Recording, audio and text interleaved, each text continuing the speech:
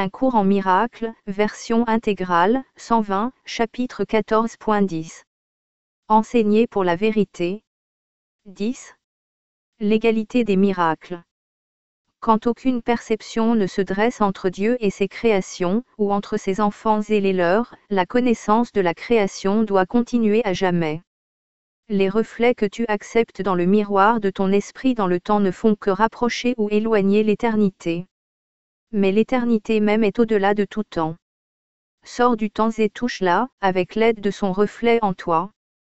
Et tu te tourneras du temps vers la sainteté, aussi sûrement que le reflet de la sainteté appelle chacun à mettre de côté toute culpabilité. Reflète la paix du ciel ici et porte ce monde au ciel. Car le reflet de la vérité attire chacun à la vérité, et chacun, en y entrant, laisse derrière lui tous les reflets. Au ciel la réalité est partagée et non reflétée. En partageant son reflet ici, sa vérité devient la seule perception qu'accepte le Fils de Dieu. Et ainsi se fait jour en lui le souvenir de son Père, et rien d'autre que sa propre réalité ne peut plus le satisfaire. Toi sur terre, tu n'as aucune conception de l'illimité, car le monde dans lequel tu sembles vivre est un monde de limites. Dans ce monde, ce n'est pas vrai que n'importe quoi sans ordre de difficulté peut arriver. Par conséquent, le miracle a une fonction unique, et est motivé par un enseignant unique qui apporte à ce monde les lois d'un autre monde. Le miracle est la seule chose que tu puisses faire qui transcende l'ordre, étant basé non pas sur les différences mais sur l'égalité. Les miracles ne se font pas concurrence, et le nombre de ceux que tu peux faire est illimité. Ils peuvent être simultanés et légion. Cela n'est pas difficile à comprendre, dès que tu peux concevoir qu'ils sont possibles.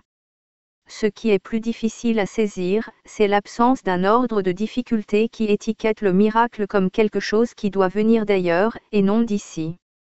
Du point de vue du monde, cela est impossible.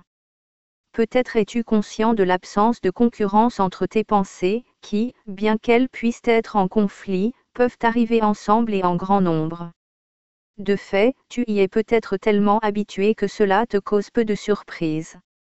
Or tu as aussi l'habitude de classer certaines de tes pensées comme étant plus importantes, plus vastes ou meilleures, plus sages, plus fécondes ou plus précieuses que d'autres. Cela est vrai des pensées qui traversent l'esprit de ceux qui pensent vivre à part. Car certaines sont des reflets du ciel, tandis que d'autres sont motivées par l'ego, qui ne pense qu'en apparence. Le résultat est un motif ondoyant et changeant qui n'est jamais au repos et jamais ne s'arrête. Il passe sans cesse sur le miroir de ton esprit et les reflets du ciel ne durent qu'un instant et puis pâlissent, effacés par les ténèbres. Où il y avait de la lumière, les ténèbres l'enlèvent en un instant, et des motifs alternants de lumière et de ténèbres balaient ton esprit en permanence. Le petit peu de santé d'esprit qu'il reste encore est maintenu grâce au sens de l'ordre que tu établis.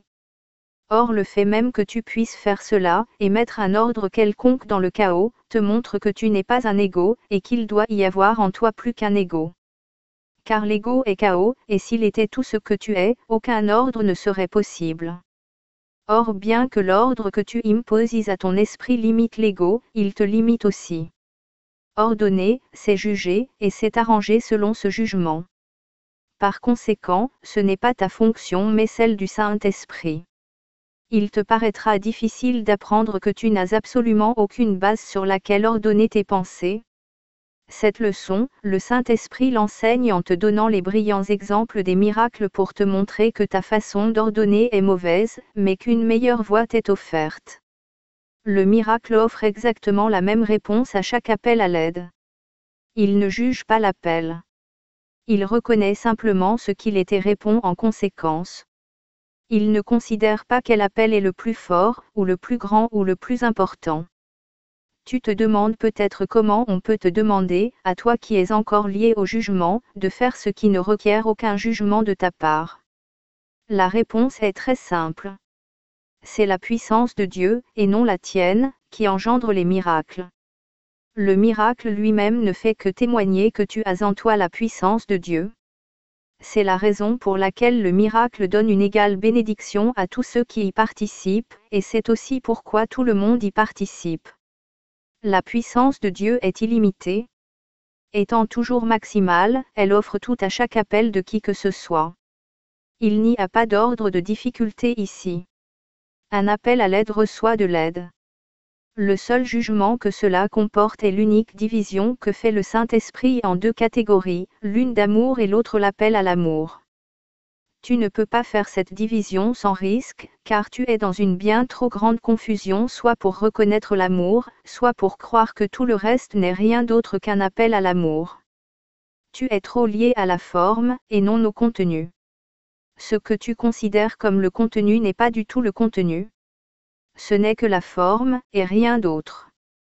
Car tu ne réponds pas à ce qu'un frère t'offre réellement mais seulement à la manière particulière dont l'ego perçoit son offrande et la juge. L'ego est incapable de comprendre le contenu, et il ne s'en soucie nullement.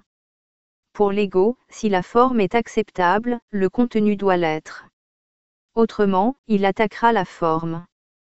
Si tu crois comprendre quelque chose à la dynamique de l'ego, je t'assure que tu n'y comprends rien. Car de toi-même tu ne pourrais pas la comprendre. L'étude de l'ego n'est pas l'étude de l'esprit. De fait, l'ego aime à s'étudier lui-même, et il approuve tout à fait l'entreprise des étudiants qui voudraient, analyser, approuvant ainsi son importance. Or ils ne font qu'étudier une forme avec un contenu insignifiant. Car leur enseignant est insensé, bien qu'ils prennent soin de dissimuler ce fait derrière des mots ronflants mais qui manquent de tout sens cohérent lorsqu'ils sont mis ensemble. C'est une caractéristique des jugements de l'ego. Séparément, ils semblent tenir, mais rassemblés et le système de pensée qui émerge de cet assemblage est incohérent et absolument chaotique.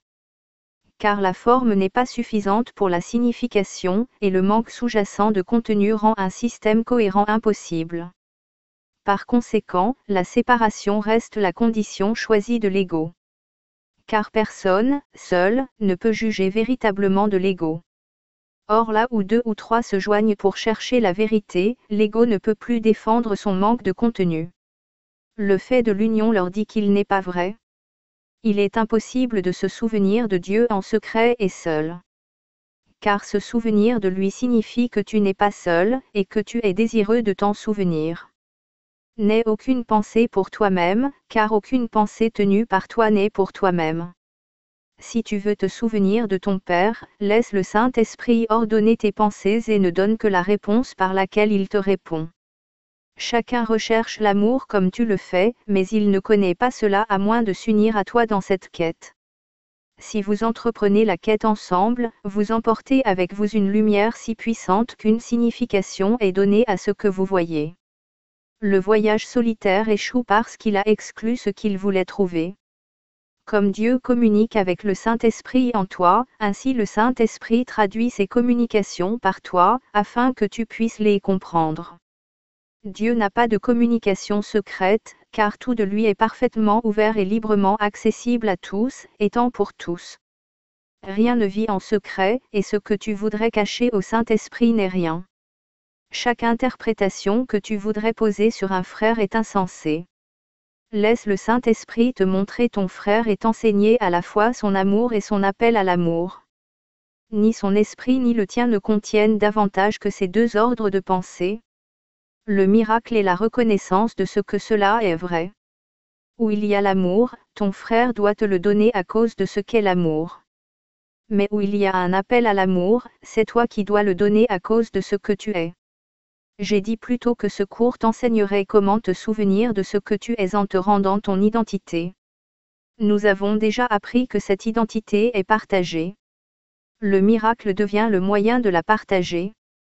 En fournissant ton identité partout où elle n'est pas reconnue, tu la reconnaîtras. Et Dieu lui-même, qui veut être avec son Fils à jamais, bénira chaque reconnaissance de son Fils de tout l'amour qu'il a pour lui. Et le pouvoir de tout son amour ne sera pas absent non plus d'aucun miracle que tu offres à son Fils. Comment, donc, peut-il y avoir quelque ordre de difficulté parmi eux ?